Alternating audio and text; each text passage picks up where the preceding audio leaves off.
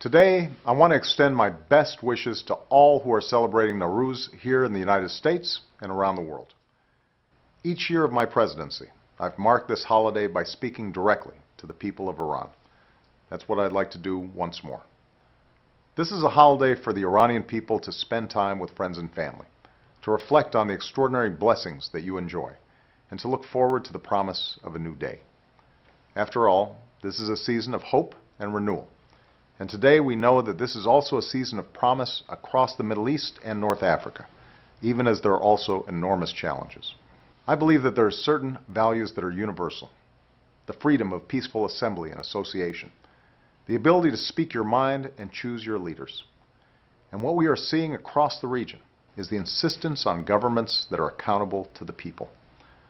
But we also know that these movements for change are not unique to these last few months. The same forces of hope that swept across Tahrir Square were seen in Azadi Square in June of 2009. And just as the people of the region have insisted that they have a choice in how they are governed, so do the governments of the region have a choice in their response. So far, the Iranian government has responded by demonstrating that it cares far more about preserving its own power than respecting the rights of the Iranian people. For nearly 2 years, there's been a campaign of intimidation and abuse. Young and old, men and women, rich and poor, the Iranian people have been persecuted. Hundreds of prisoners of conscience are in jail. The innocent have gone missing. Journalists have been silenced. Women tortured. Children sentenced to death. The world has watched these unjust actions with alarm. We've seen Nasrin Sotoudeh jailed for defending human rights. Jafar Panahi imprisoned and unable to make his films. Abdul Reza Tajik thrown in jail for being a journalist. The Baha'i community and Sufi Muslims punished for their faith. Muhammad Valiun, a young student, sentenced to death for throwing 3 stones. These choices do not demonstrate strength, they show fear. For it's telling when a government is so afraid of its own citizens that it won't even allow them the freedom to access information or to communicate with each other. But the future of Iran will not be shaped by fear.